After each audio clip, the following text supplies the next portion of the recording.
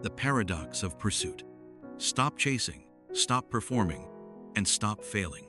Discover why your best effort is exactly what's sabotaging your dating life, and how to become an effortless magnet by finally killing your need for approval. Audiobook peak. Introduction. Look, I know exactly where you're at right now because I've spent more time in that hole than I'd like to admit. You're the guy who does everything right. You're polite, you're attentive, and when you meet a woman you actually like, you treat the interaction like a high-stakes job interview. You spend 45 minutes drafting a 3-line text message. You analyze the subtext of every lol she sends back. You start imagining your future together before you even know her middle name. And yet, despite all that effort, all that trying, you keep ending up in the same place: ghosted, friend zoned, or just plain exhausted. Here's the uncomfortable truth. Your effort is the problem. The nice guy trap. In this book, we're going to talk about why your best behavior is actually a form of dishonesty. When you overinvest too early, you aren't being nice. You're being needy. You're subconsciously saying, I don't think I'm enough as I am, so I'm going to overwhelm you with attention so you don't notice. Women can smell that a mile away. It's not that they don't want a nice guy. It's that they don't want a guy whose happiness is a hostage to their approval. What this book is and isn't. This isn't a book about alpha male posturing or learning hacks to trick women into liking you. In fact, it's the opposite. This is about the zen of non-needing. Over the next few chapters, we're going to dismantle the belief that you need a relationship to be a complete human being.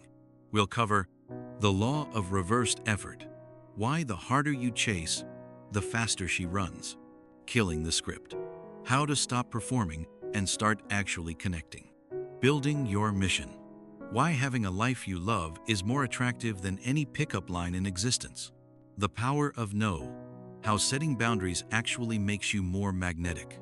Take a breath. I'm glad you're here. We're going to stop the frantic running and just stand still for a second. By the time you finish these pages, you won't just be better at attracting women. You'll be a man who is actually happy with himself, whether there's a woman on his arm or not. And ironically, that is exactly when they start showing up. Ready to stop trying and start living? Let's get into it. Chapter 1. The High-Stakes Job Interview. You're sitting across from her at a dimly lit bar, and your heart is thumping against your ribs like a trapped bird. You've already memorized 3 interesting stories about your dog and your recent trip to Denver. You're monitoring your posture, making sure you're leaning in but not too far, because that's what the internet told you. You're filtering every sentence through a "does this make me sound like a loser?" software in your brain before you let it leave your mouth. Congratulations. You aren't on a date. You're in a high-stakes job interview for a position you aren't even sure you want.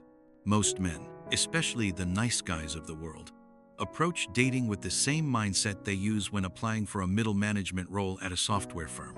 They think there is a correct way to sit, a correct way to talk, and a correct set of qualifications that will eventually lead to the HR manager, the woman, saying, "You're hired. Here is your girlfriend badge. Please report to the bedroom on Monday." But here is the uncomfortable truth.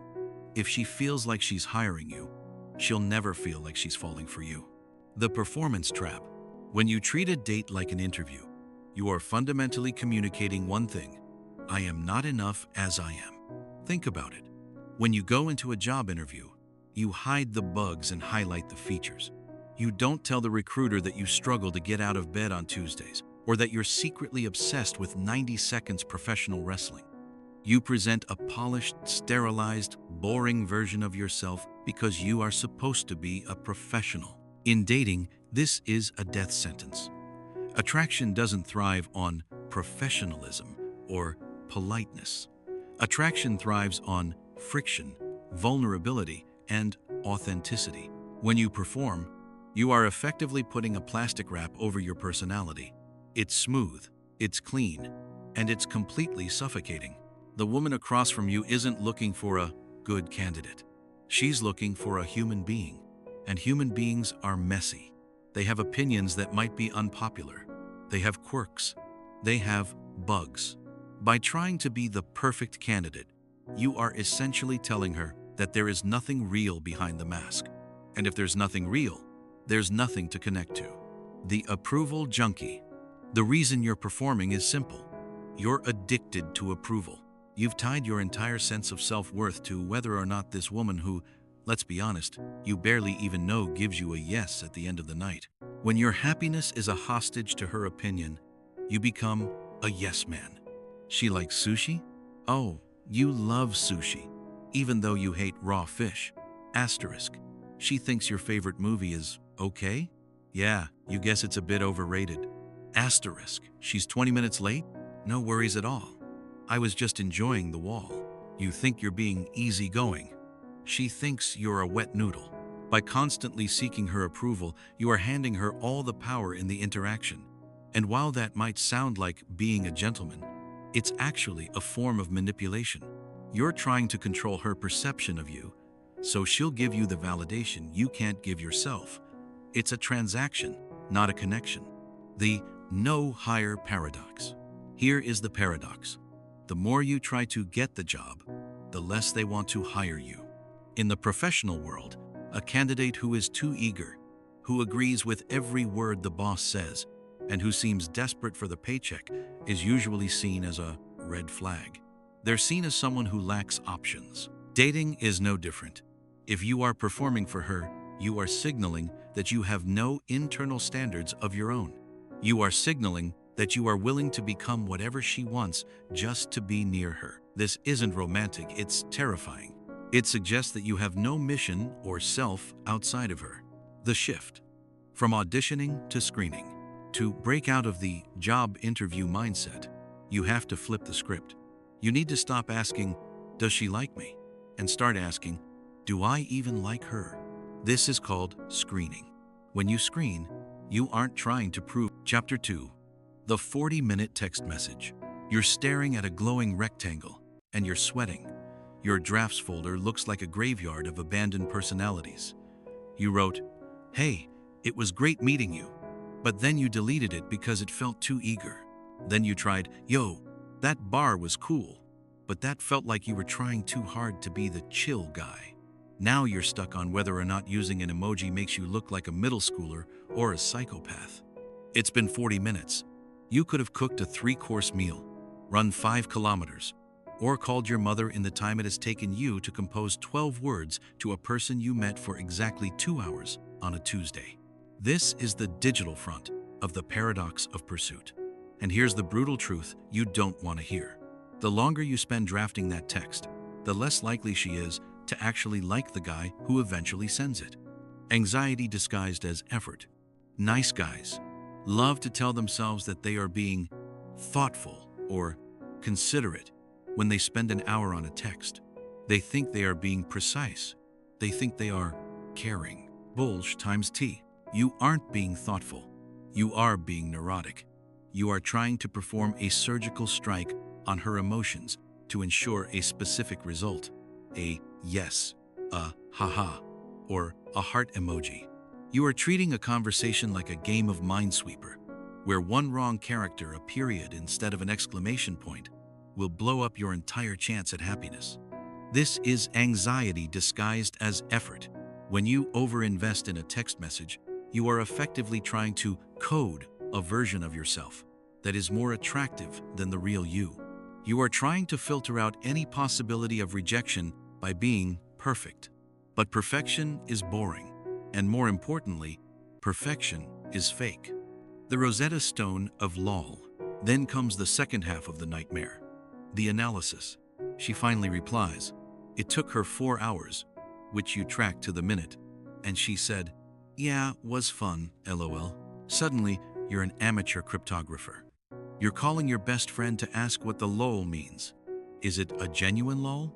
Or is it a "I'm being polite but don't talk to me lol"? Why was there no emoji? Does the period after fun mean she's angry? Here is a life-changing realization. If you have to analyze the subtext of a text message, the relationship is already in trouble. In a healthy interaction between two people who actually like each other, the subtext is irrelevant because the intent is clear. When you like someone, you give them the benefit of the doubt. When you're nice guying your way through life, You assume every text is a riddle you have to solve to stay in the game. You are living in a hallucination of your own making, reacting to things she hasn't even thought, let alone said. The law of digital diminishing returns. There is a direct, inverse correlation between how much you think about a text and how attractive that text actually is. When you spend 40 minutes on a message, you inevitably strip away everything that makes you you. You remove the edge. You remove the weirdness. You remove the spontaneous humor. What's left is a sterilized, safe message that sounds like it was written by a PR firm representing a generic brand of toothpaste. Women are attracted to presence. They are attracted to a man who is so engaged with his own life that he doesn't have 40 minutes to waste on a text. When you reply with whatever is actually on your mind without the filter, you are signaling that you trust yourself. You are signaling that your natural state is enough. By contrast, the perfect text signals that you are a performer, and performers are exhausting. They require constant standing ovations to feel okay. The solution: the 3-minute rule. If you want to kill the nice guy text loop, you need a hard boundary. I call it the 3-minute rule. If it takes you longer than 3 minutes to write a text to a woman you're interested in, you're not communicating. You're manipulating. Stop. Put the phone down. Walk away. The goal of texting is not to build attraction. You build attraction in person by being a vulnerable, honest, slightly idiotic human being. The goal of texting is to logistics and brief check-ins. Stop trying to be the funny guy over iMessage. Chapter 3. Imagining the wedding on the first date. She just told you she likes the way the light hits the trees in autumn, and suddenly, you're gone. You aren't in that coffee shop anymore. Your brain has hijacked your nervous system and teleported you 3 years into the future. You're picturing the two of you hiking through a forest in Vermont. You're thinking about whether your mother would like her. You're wondering if she'd be okay with a small, intimate wedding, or if she's the 300-person ballroom type. Back in reality, she's just waiting for you to pass the sugar. This, my friend, is what I call future faking. And if you're a nice guy who finds himself perpetually disappointed, this is likely your favorite mental pastime. It's also the fastest way to ensure that the Vermont hiking trip and the second date never actually happens. The narcissism of the daydream. We like to think that imagining a future with someone is romantic. We tell ourselves it's a sign that we're serious or looking for something real. It's not. It's actually a subtle form of narcissism. When you start imagining a wedding 5 minutes after meeting someone, you aren't actually interested in the woman sitting across from you. How could you be? You don't know her. You don't know if she's a nightmare to live with, if she's unkind to people she thinks are beneath her, or if she has a crippling addiction to buying decorative porcelain frogs. You aren't dating a human being, you're dating a projection. You have a hole in your life, a void where intimacy, validation, or excitement should be, and you are trying to shove this stranger into that hole before you've even checked if she fits. You've taken a mannequin, dressed it up in your own desires, and started having a conversation with your own imagination. And here's the kicker: the woman can feel it. The invisible weight of expectation. Have you ever been around someone who seemed to want something from you, but you couldn't quite put your finger on what? It's an uncomfortable, heavy feeling. It feels like there's an invisible bill being run up that you never agreed to pay. That's what it feels like for a woman when you start future faking. Even if you don't say a word about marriage or kids, the vibe is there. It's in the way you look at her with a weirdly intense reverence. It's in the way you agree with everything she says because you don't want to spoil the movie playing in your head. You think you're being sweet. She feels like she's being suffocated by an expectation she didn't ask for. By projecting a future onto her, you are essentially saying, I have already decided who you are, and I need you to stay that way so I can be happy. That is a massive amount of pressure to put on a stranger. It kills the mystery. It kills the playfulness.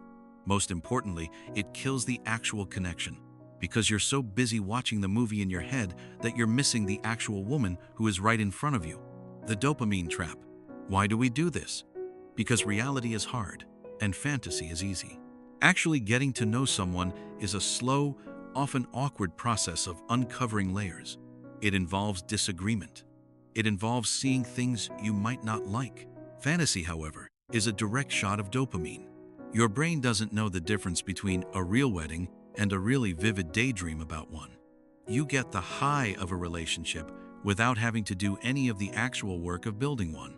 For the man whose happiness is dependent on his relationship status, these fantasies are like a drug. They provide a temporary escape from the hole of desperation we talked about in part 1. But like any drug, there's a come down. When the date ends and she doesn't text back, or when she does something that doesn't fit your Vermont hiking script, you don't just feel rejected, you feel like you've lost a 3-year relationship that never even existed.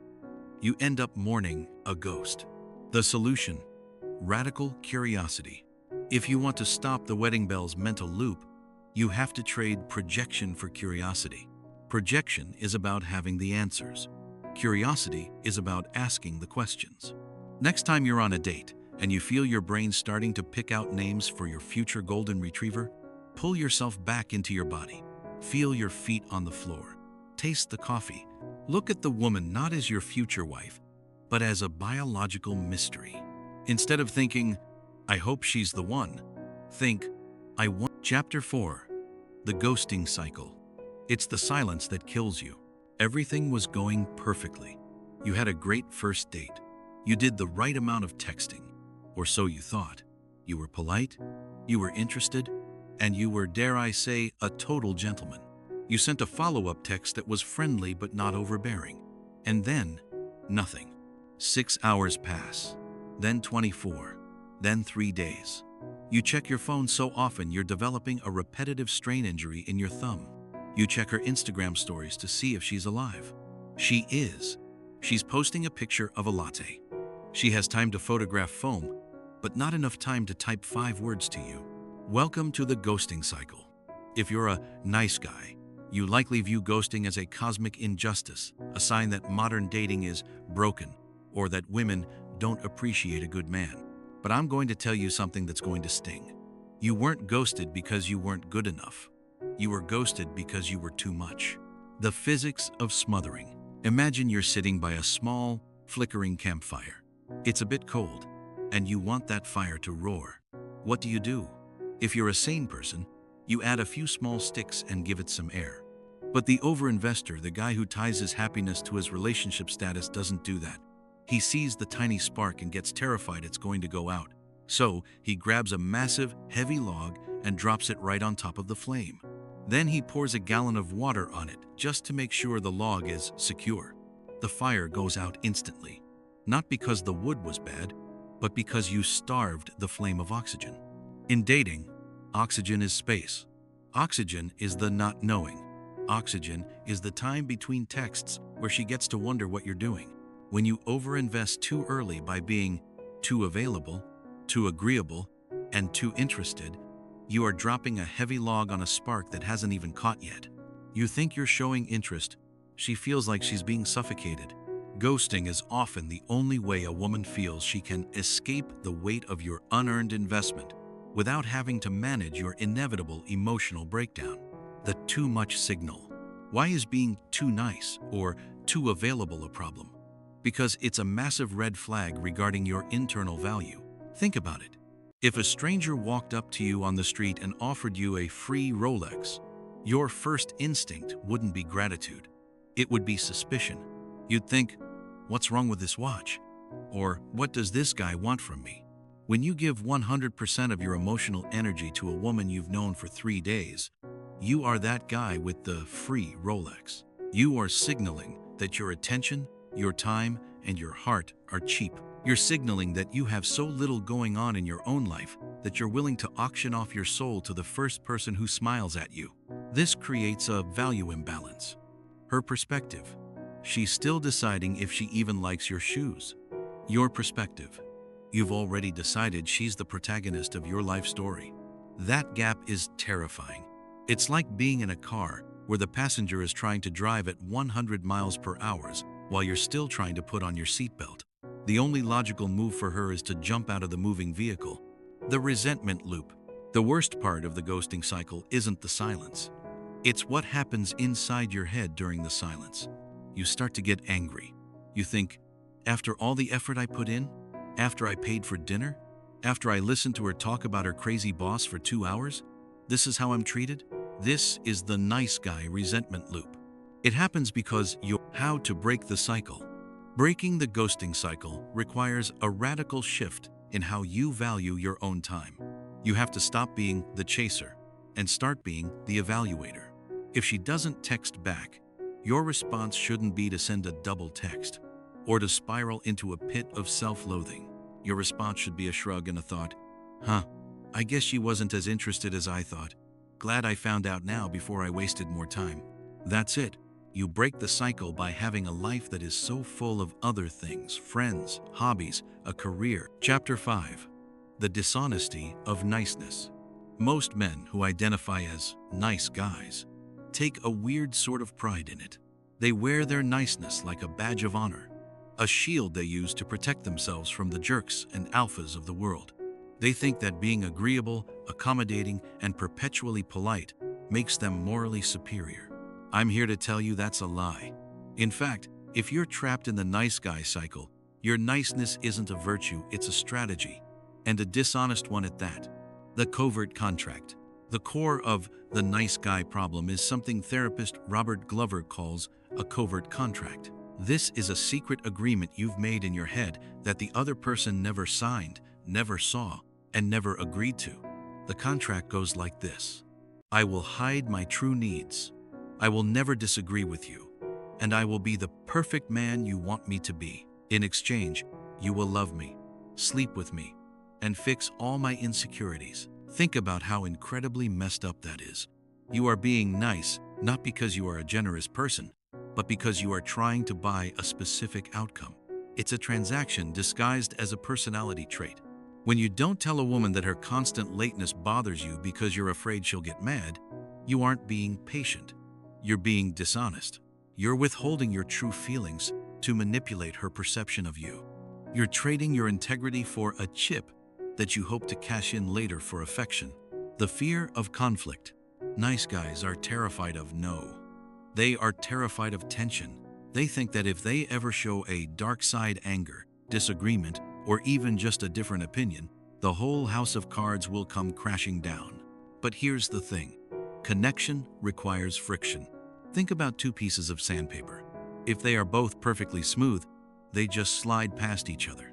There's no grip, there's no heat, there's no feeling.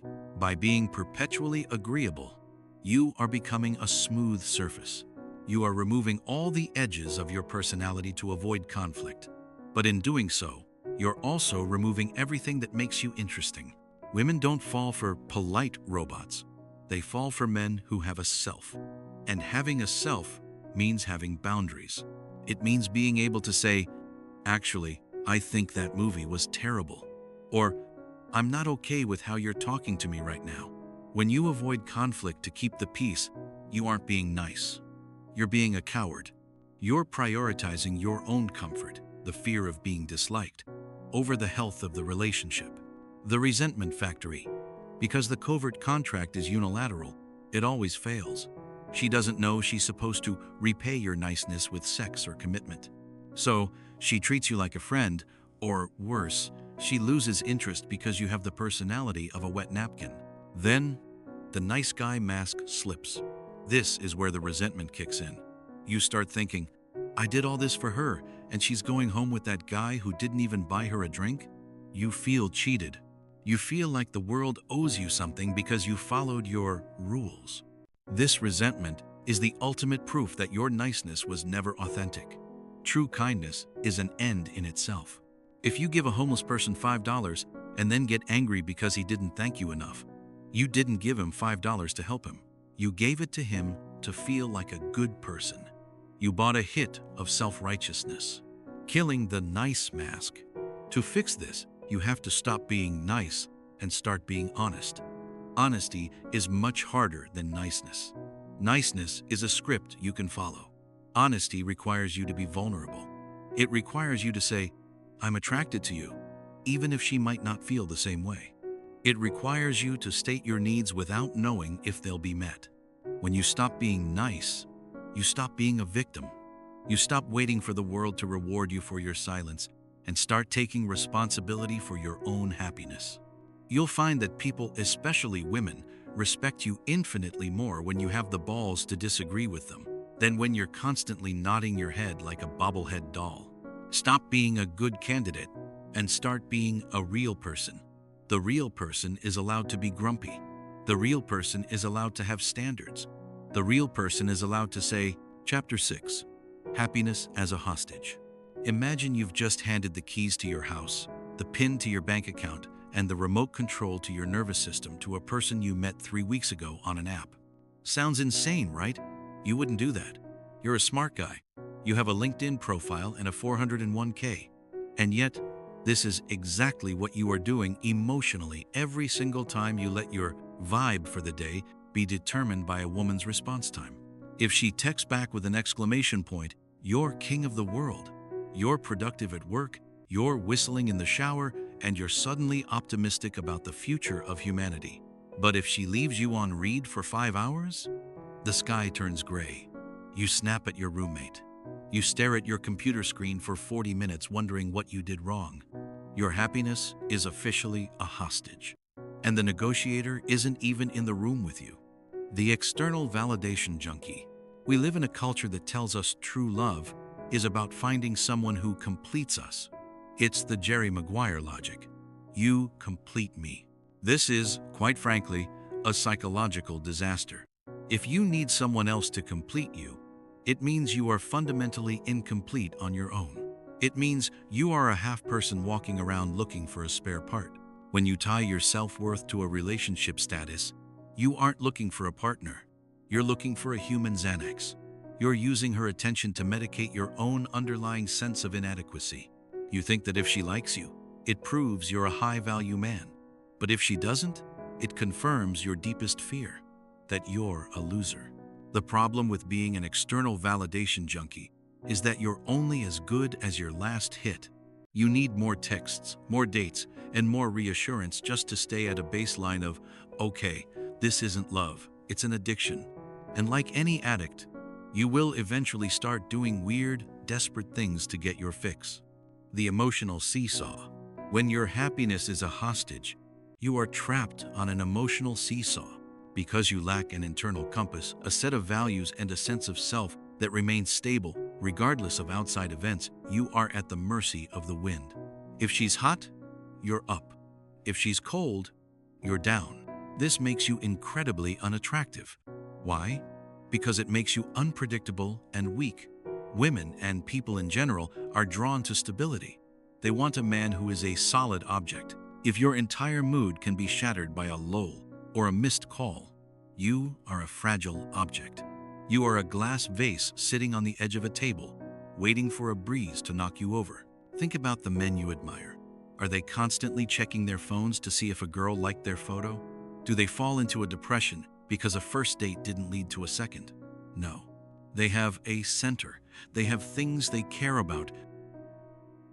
Taking the keys back. So, how do you stop being a hostage? How do you take the keys back? It starts with a radical, uncomfortable realization. No one is coming to save you. No woman, no matter how beautiful or perfect, is going to fix your insecurities or make you feel like a man. That is an inside job. You have to build a life that you are proud of, regardless of who is in the passenger seat. This means diversifying your happiness portfolio. If dating is 90% of your emotional investment, you're going to crash. You need hobbies, career goals, and male friendships that provide 80% of your fulfillment. Developing outcome independence. Learning to value the process of meeting people rather than the result. Sitting with the silence. The next time you feel that hole of despair because she hasn't texted back, don't reach for the phone. Sit with the feeling. Realize that it hasn't killed you. Realize that you are still alive. The sun is still shining, and you are still a person with intrinsic value. When you stop needing her to be the source of your happiness, a funny thing happens. You become a source yourself. You become a man who radiates his own light, rather than a moon that can only reflect someone else's sun. And that, my friend, is when the seesaw finally stops. You're on solid ground now. Chapter 7. The smell of neediness. You can't see it, but it's there. It's a psychological pheromone, a foul-smelling cloud of desperation that precedes you like a bad cologne. I call it the smell of neediness. You can wear a $1,000 suit, memorize 100 alpha body language tricks, and use the perfect opening line you found on a forum. But if you are internally desperate for her to like you, she will smell it. And once she smells it, the game is over before it's even begun. The most frustrating thing for the nice guy is that he thinks he's hiding it. He thinks that because he's being polite and respectful, his intentions are invisible. But human beings have evolved over millions of years to detect social parasites, people who want to extract value from us rather than provide it. And neediness is the ultimate signal that you are a value extractor. The science of leaking. We communicate 90% of our internal state through nonverbal cues.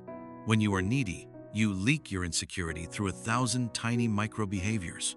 Think of it like a poker player with a tell. You might think you're playing a cool hand, but your shaky fingers and darting eyes are screaming that you're bluffing. In the dating world, your tell is the way you prioritize her comfort over your own reality. Here are the most common ways you leak neediness. The excessive nod. You look like a bobblehead in a hurricane. Every time she speaks, you're nodding along as if she's delivering the Sermon on the Mount, just to show how supportive you are. The laughter subsidy. You laugh at her jokes, not because they're funny, but because how to wash off the smell. You can't fake non-neediness. You can't just tell yourself to stop leaning in. You have to fix the underlying belief that you aren't enough. The smell of neediness disappears the moment you decide that the most important person's approval you need is your own. 1. Stop polishing your personality. Allow yourself to be boring. Allow yourself to disagree. Allow yourself to be wrong. 2. Focus on the room, not the girl. When you're out, stop scanning for targets. Focus on having a good time with your friends or even just enjoying your own drink. 3. The so what filter. Every time you worry about what she thinks, ask yourself, so what? So what if she doesn't think I'm funny? So what if she thinks I'm weird? If your life is big enough, one person's opinion is just a drop of water in the ocean. Once you stop needing the world to tell you you're okay, you'll find that you stop leaking desperation. You'll start radiating a calm, grounded presence. And that is when people, women included, will start leaning into you. Chapter 8. The Law of Reversed Effort. There is a psychological quirk of the universe that governs almost everything worth having happiness, sleep, flow, and yes, attraction. It's called the Law of Reversed Effort, or what the philosopher Alan Watts famously dubbed the backwards law. The law states that the harder you try to consciously achieve a certain state, the more elusive that state becomes. Think about it. Have you ever been wide awake at 3 a.m., desperately trying to fall asleep? You squeeze your eyes shut. You count sheep like your life depends on it. You command your brain to shut up. What happens? You get more frustrated, more alert, and your heart rate goes up. You are trying to force a result that can only happen when you stop trying. Attraction works exactly the same way. The more you try to be attractive, the less attractive you are. The more you try to make a woman like you, the more reasons you give her not to. The feedback loop from hell. The nice guy is a professional trier. He thinks of attraction as a linear math problem. Effort X plus politeness Y equals romance Z. But attraction is not math. It's a vibe. And when you try to create a vibe, you create the exact opposite: tension. When you are trying to be charming, you are constantly monitoring yourself. You are in a state of high self-consciousness. Self-consciousness is the literal opposite of flow. It's a feedback loop from hell. You worry that you aren't being attractive, which makes you anxious, which makes you act weird, which makes you objectively less attractive, which confirms your worry that you aren't being attractive. By the time the appetizers arrive, you've tried yourself right out of a second date. The mirror of intent. The reason the law of reversed effort is so brutal is because of intent. Women are exceptionally good at sensing the intent behind an action. If you tell a joke because you think it's funny, that's authentic expression. If you tell a joke because you want her to think you're a funny guy, that's performance. One is a gift. The other is a demand. When you perform, you are demanding how to practice non-doing. The law of reversed effort doesn't mean you stay home and stare at a wall. It means you change the reason you do things. Do it for the story, not the score. Go on a date with the goal of hearing one interesting story or seeing one new part of town. If you get a kiss, great. If you get a boring story, also great. The score doesn't matter. The no-filter test. For 1 hour, try saying exactly what you think, within the bounds of basic human decency. Don't edit. Don't polish. Notice how much more energy you have when you aren't trying to manage your image. Surrender the result. Before you walk into a social situation, tell yourself, I am willing to be completely ignored tonight. Once you accept the worst-case scenario as a possibility, the fear vanishes. And when the fear vanishes, the try-hard dies. Attraction is like a butterfly. If you chase it, it flies away. If you sit quietly and focus on building a beautiful garden, it eventually lands on your shoulder. Stop chasing the butterfly. Start working on the garden. Chapter 9. Killing the script. Most guys walk into a date with a mental teleprompter running behind their eyes. You've got your greatest hits anecdotes lined up. You've got a list of safe, pre-approved questions like, so, how long have you lived in the city? Or, what do you do for fun? You have a script because the script is safe. The script ensures that you won't say anything wrong. But here's the problem. The script is also why she's bored out of her mind. When you follow a script, you aren't actually there. You're a hollowed-out version of yourself, a PR representative for a man who is too afraid to show up. You're playing a character called Guy who is definitely not a serial killer and has a solid career path. It's predictable, it's sterile, and it's the primary reason you're ending up in the friend zone. The safety of the boring. Why do we use scripts? Because we are terrified of the void.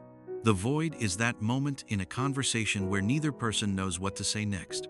To the nice guy, the void is a disaster. It's a sign that he is failing the date. So he fills the void with interview questions. Where did you go to school? Do you have siblings? What's your favorite type of food? These questions aren't conversation. They're data entry. You're essentially asking her to fill out a form while she drinks a glass of Pinot Noir. The reason this kills attraction is that it requires zero emotional investment. It's safe because it doesn't reveal anything about you, and it doesn't challenge her to reveal anything real about herself. The power of the non sequitur. The most attractive conversations are the ones that make no sense on paper. They are the ones that jump from talking about the absurdity of pigeons to a deep-seated fear of failure, to why 80-second synth pop is actually the pinnacle of human achievement. This is what happens when you kill the script. You stop trying to guide the conversation to a safe destination and instead let it wander into the woods. Instead of asking, "What do you do?" try saying, "You look like someone who secretly wants to quit their job and start a goat farm. Am I close? Is it risky?" Yes. She might say no. She might think you're weird.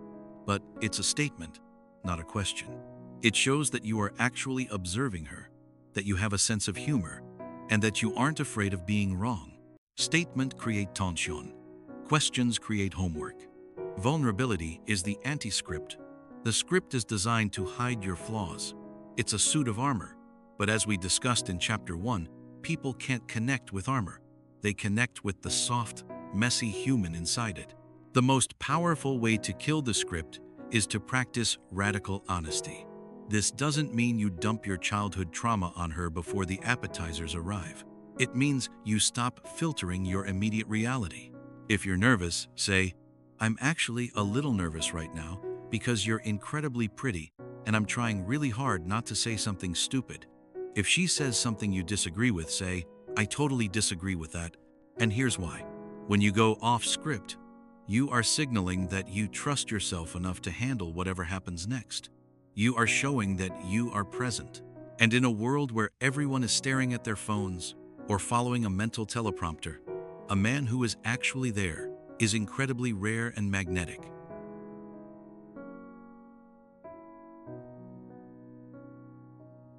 How to go off script.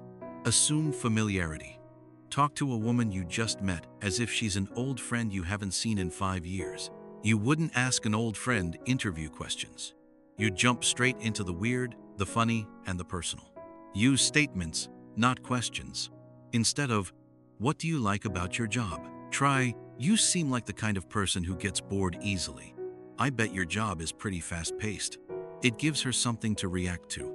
Embrace the silence. When the void happens, don't rush to fill it. Lean back. Take a sip of your drink. Smile.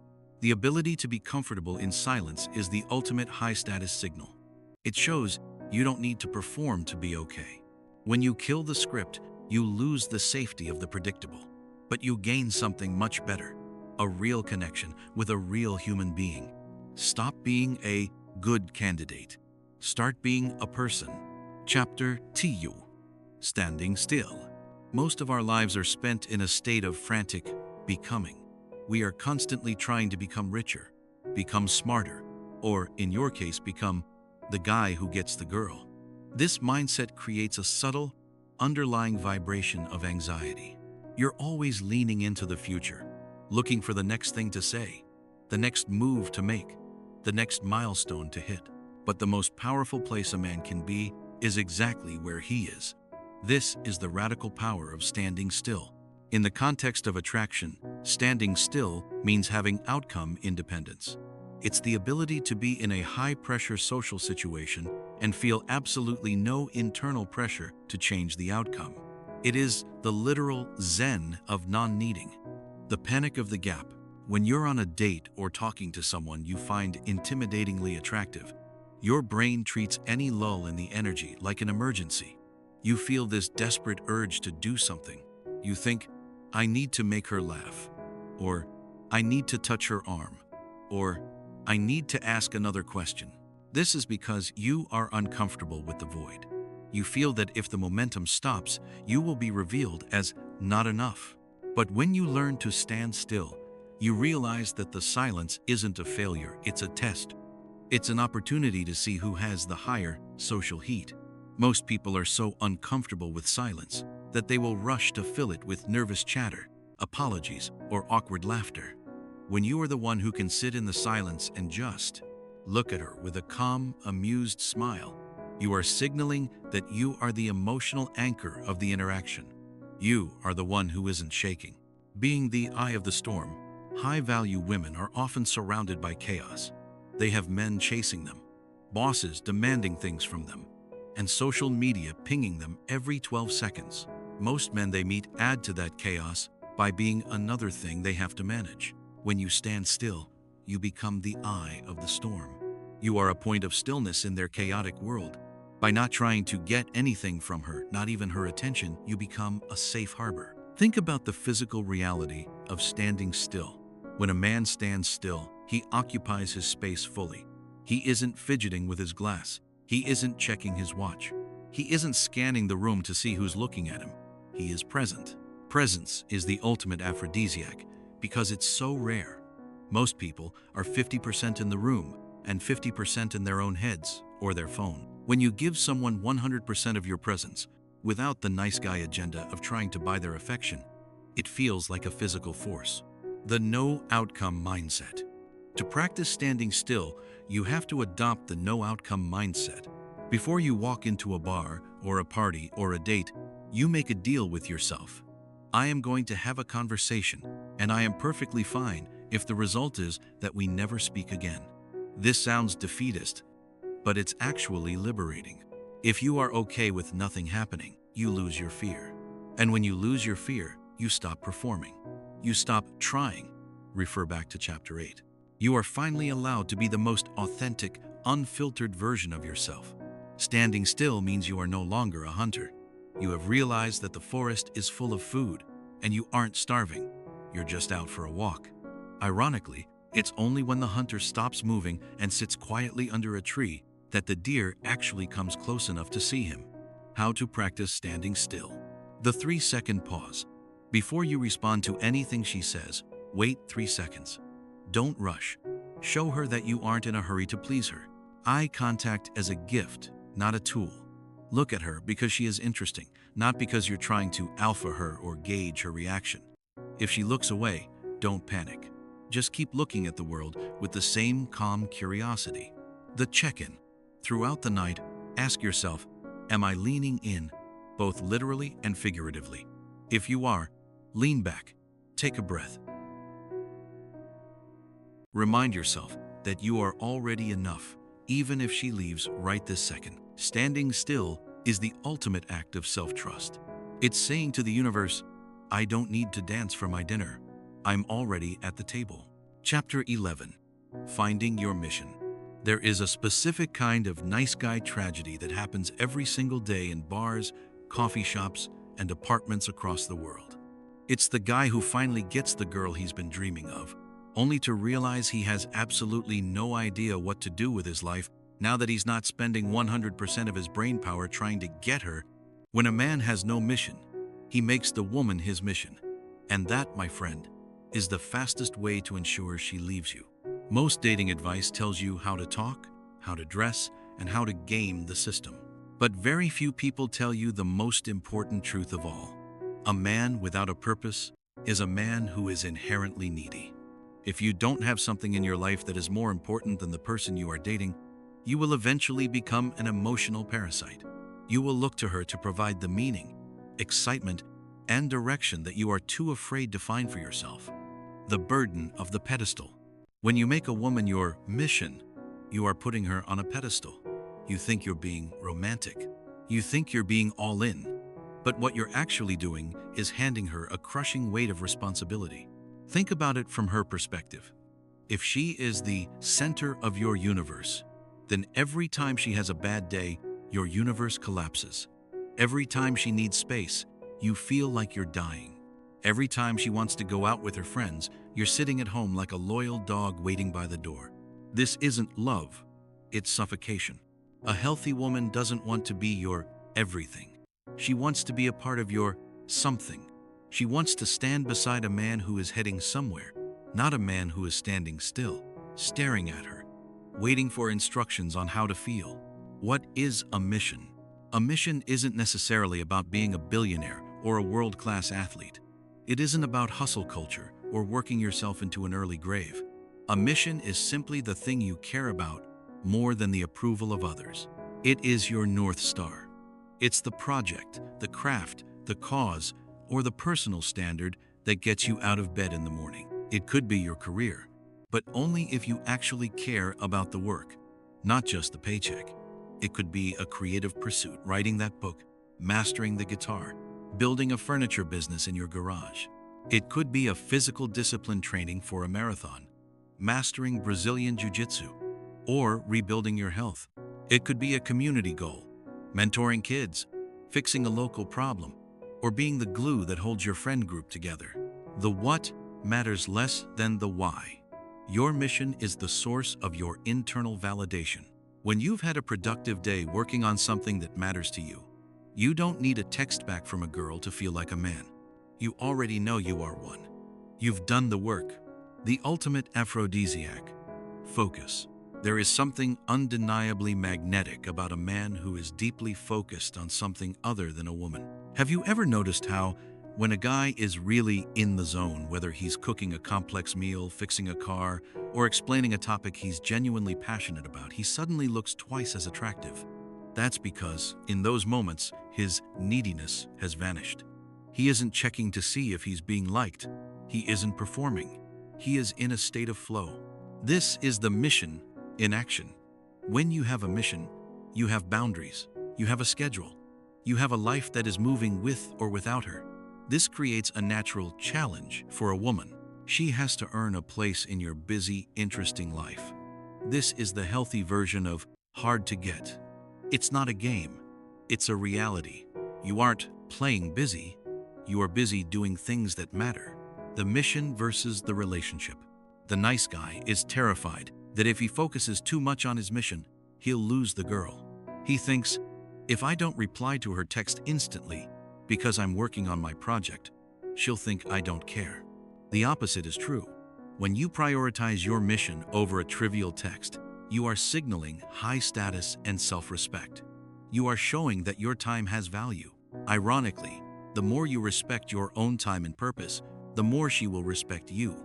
A man with a mission is a man with a backbone, which we'll get into in the next chapter. He has a reason to say no. He has a reason to leave a party early. He has a reason to stay grounded when the relationship gets rocky. If the relationship ends, the man with a mission is sad, but he isn't destroyed. His house of meaning hasn't burnt down because the relationship was only one room in that house, not the foundation. Look, if you're reading this and realizing your life is just a lukewarm soup of scrolling through TikTok and waiting for Friday so you can finally relax, don't freak out. Most guys are living that same beige existence. But you need to start building something meaningful today. How to get off your butt. Pay attention to your envy. When you see a guy doing something and you feel that little prick of must be nice, stop ignoring it. That's not just bitterness, it's a GPS coordinate. Follow it. Audit your time.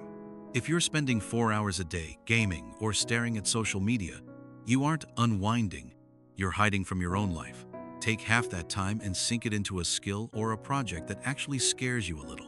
The deathbed test. Imagine you're 80 and looking back at the highlights. Are you going to be stoked that you were really good at replying to texts? Probably not. What are you going to be proud of having built? Hint, it's not your snap score. Stop looking for the one and start looking for the work. When you have a purpose, you stop being an emotional panhandler and start being a man with his own territory. A man with his own territory doesn't have to chase. He just builds a life worth being a part of. Chapter 12. The magnetic power of no. If being nice is the play money used by guys stuck in the friend zone, then no is the cold, hard cash of a man who commands respect. Most guys are terrified of no. They think it's a death sentence for their dating life. They think if they disagree or stand their ground, they'll be exiled to the lonely desert of celibacy. So they become yes men, basically human marshmallows, soft, sweet, and incredibly easy to step on. But here's the reality. You can't have a yes that means a damn thing until you're willing to use your no. Stop being a human mirror. When you agree with everything she says, you aren't being supportive. You're being a mirror. And mirrors are boring. Nobody wants to date a mirror. They just want to use it to check their own hair. If she says she loves a band that sounds like a cat in a blender and you say, "Oh yeah, they're great," just to avoid a ripple, you've killed the tension. You've traded your entire personality for 5 minutes of safety. Attraction requires polarity, two different forces pushing against each other. When you say, "I disagree," you're proving you have your own gravity. You're showing you have a self that doesn't need her permission to exist. Boundaries. The walls of your kingdom. Every kingdom needs walls.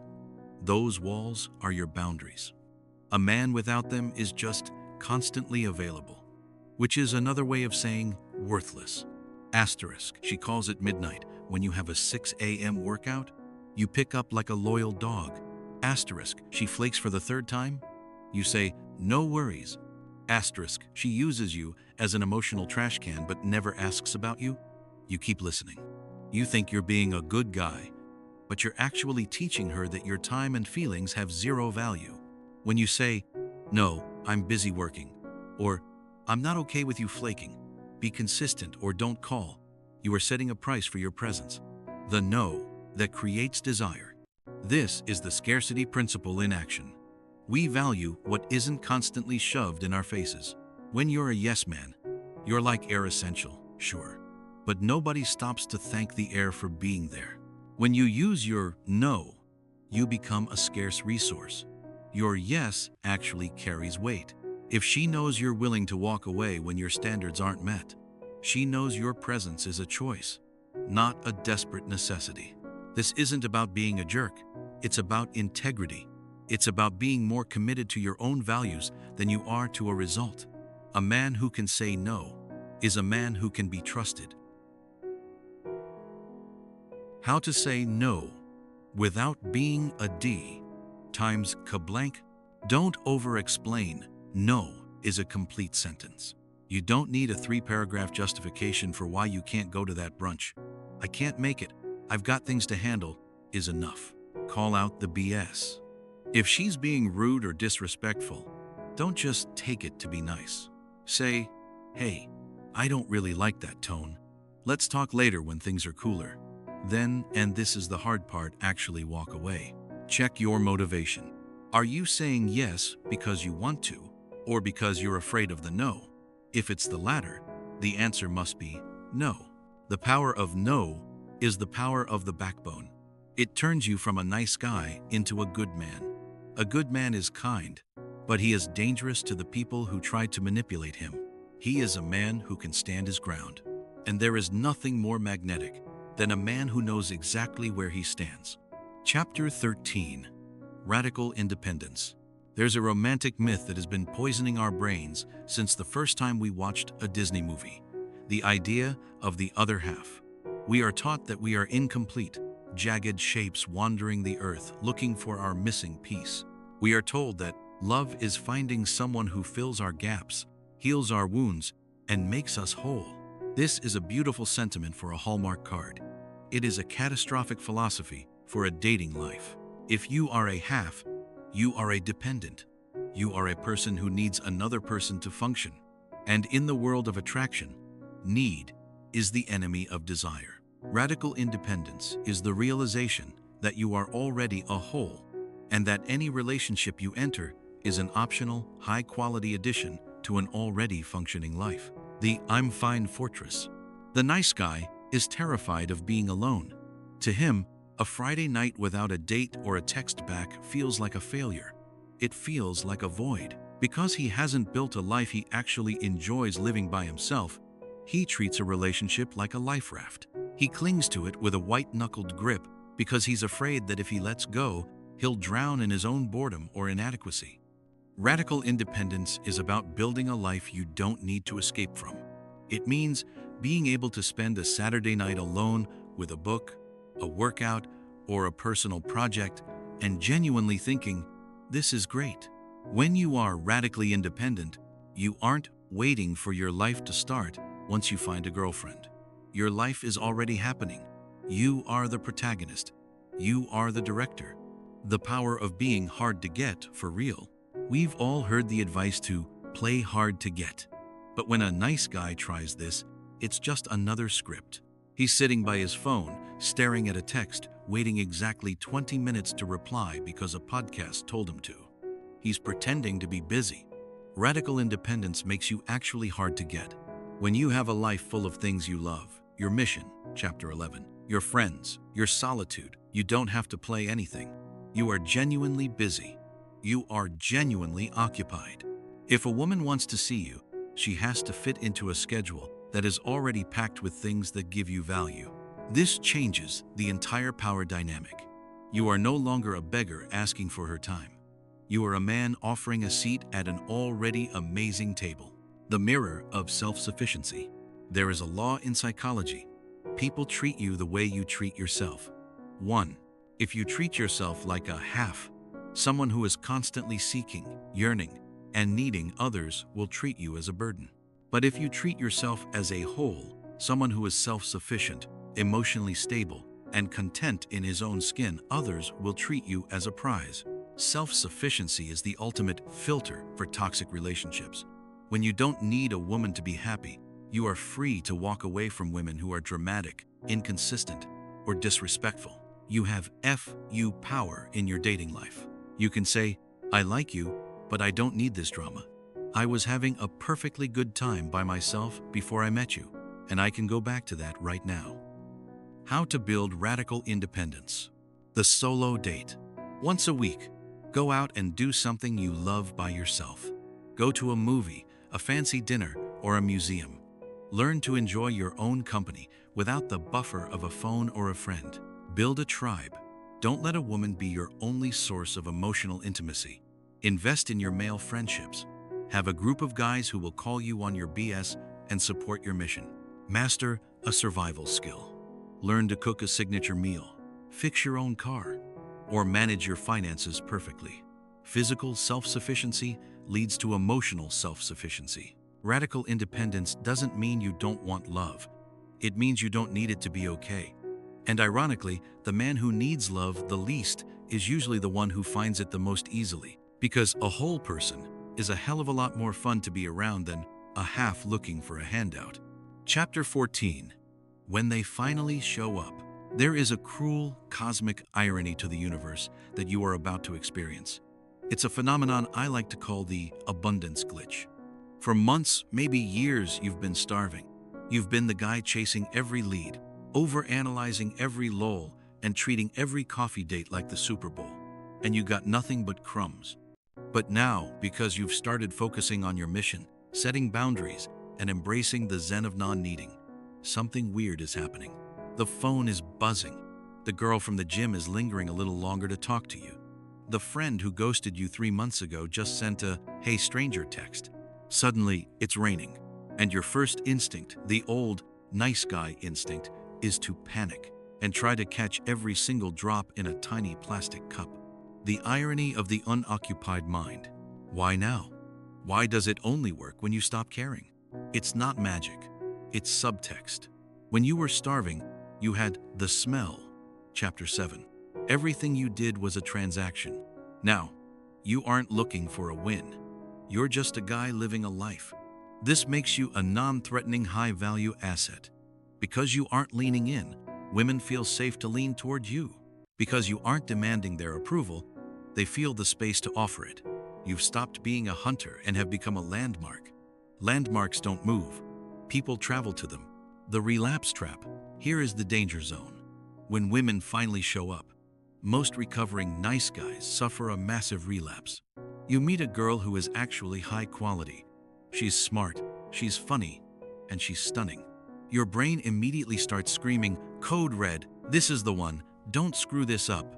And just like that, the Job interview mindset, Chapter 1, returns. You start wanting to script your texts again. You consider canceling your gym session, your mission, just to be available for a last-minute drink. You start future-faking the wedding in Vermont. You have to realize that the version of you she is attracted to is the version that doesn't need her. The moment you go back to being the guy who makes her his mission, the attraction will evaporate. It's like a bird landing on your hand because you were standing still. The second you try to grab it and put it in a cage, it's gone. Selection versus collection. When you were starving, you were a collector. You just wanted anyone to like you. Now that people are showing up, you must become a selector. Most men are so grateful for the attention that they forget to check if the woman actually fits their life. They ignore red flags. They ignore personality clashes.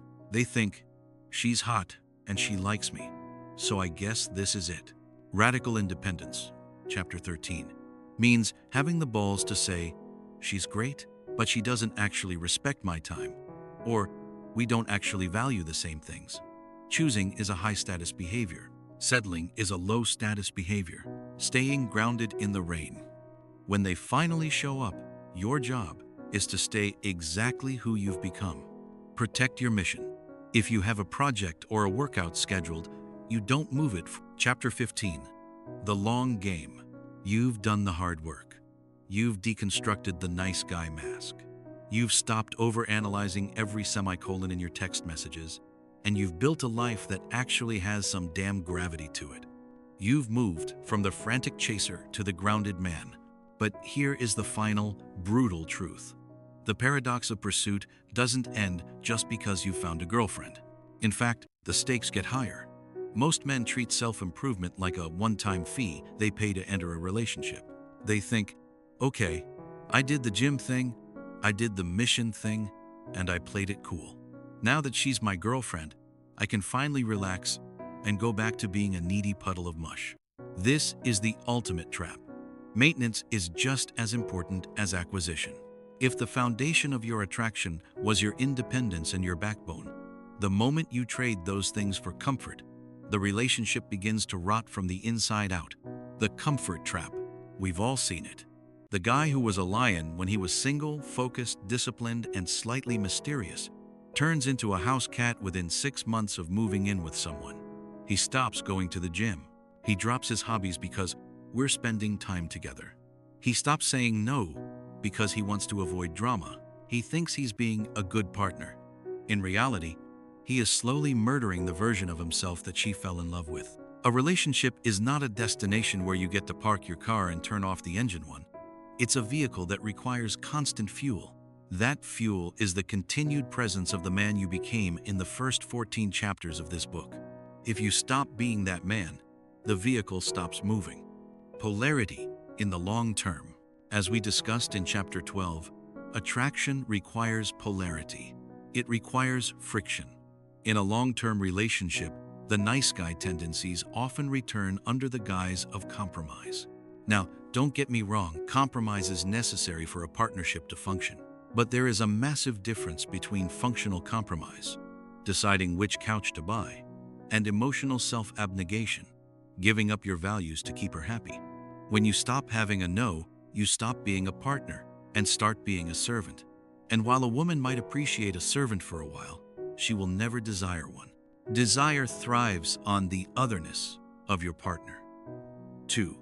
It thrives on knowing that you are a man with your own world, your own thoughts, and your own mission that she gets to be a part of. Keeping the mission alive. The biggest mistake men make in long-term relationships is making the relationship their new mission. When you do this, you become the clinger. You become the person who is constantly asking, "Are we okay? Is everything good? Do you still love me?" You are back to being the external validation junkie we talked about in chapter 6. To win the long game, your mission must remain your North Star. Even if you're married with 3 kids and a mortgage, there must be a part of your soul that belongs only to you and your purpose. It's the hour you spend in the garage. It's the commitment to your fitness. It's the refusal to be a yes man just because it's easier. When you keep your mission alive, you remain a source of inspiration and mystery to your partner. You aren't just the husband or the boyfriend. You are a man who is still becoming. The paradox of security. The more secure you try to make a relationship by being agreeable and constant, the more insecure it actually becomes. Think about it. If she knows that no matter what she does, even if she's disrespectful or flippant, you will never leave because you're too nice, she loses the incentive to be her best self. She loses respect for the walls of your kingdom. Chapter 12. A healthy relationship requires the willingness to walk away. This sounds harsh, but it's the bedrock of respect. You must be so committed to your own boundaries and self-respect that you are willing to lose the relationship if it becomes toxic or one-sided. This isn't about threatening her. It's about a quiet, internal resolve. It's the zen of non-needing applied to the long term. It's the knowledge that you were a whole before her, chapter 13, and you will be a whole after her if necessary. That independence is what keeps the attraction alive for decades. Conclusion. Take a breath, you are enough. If you've made it this far, you've spent 15 chapters staring into the mirror, and let's be honest, some of what you saw was probably pretty ugly. You've had to confront the fact that your niceness was often a bribe, your romance was often a projection, and your effort was often just a frantic attempt to escape the feeling that, on your own, you aren't quite enough. But here is the final, most important lesson of this entire book. The mirror was lying. The reason you've spent so much time chasing, performing, and over-investing is because you were operating under a false premise. You believed that attraction was a prize to be won, rather than a byproduct of a man who is comfortable in his own skin. You believed that you were a half, in desperate search of a whole. The search is over. I want you to take a deep breath. Seriously. Do it right now. Feel the air in your lungs. Feel the weight of your body in your chair. Look around the room. Notice that, despite all the ghosting, the awkward dates, and the nights spent staring at a silent phone, the world is still turning. You are still here. Your heart is still beating. You have survived 100% of your worst days. The paradox of pursuit ends the moment you realize there is nowhere to run to. There is no perfect woman who acts as a finishing line for your self-worth. There is no relationship status that can make you a man if you don't already feel like one. You are enough. Not, you'll be enough once you get a promotion. Not, you'll be enough once you lose 10 pounds. Not, you'll be enough once you have a girl on your arm to prove it to the world. You are enough, right now, in all your messy, imperfect, unfiltered glory. The Zen of the present. The Zen of non-needing isn't about becoming a cold, unfeeling robot. It's about becoming a man who is so grounded in his own reality that he no longer needs the world to applaud for him. When you truly accept that you are enough, the way you walk changes. The way you talk changes. You stop asking for permission to exist. You stop screening for approval and start screening for connection. You move from a state of scarcity, I need her, to a state of abundance. I am a whole person, and I'm curious to see if she can keep up. The road ahead. Dating will still be weird. People will still be inconsistent. You will still have moments where you feel that old nice guy itch to send a triple text or apologize for an opinion you actually hold. When that happens, I want you to remember the standing still mindset. Lean back, take a breath, remind yourself of your mission. Remind yourself that your happiness is not a hostage. You don't need to try to be attractive. You just need to stop being so afraid of being yourself. The world doesn't need more nice guys following scripts and chasing ghosts. The world needs more honest men. Men with backbones, men with purposes, and men who are brave enough to be happy before the girl shows up. The paradox is solved. The chase is over. Now, go out there and live a life that you actually like. And don't be surprised when, for the first time in your life, the world starts chasing you back.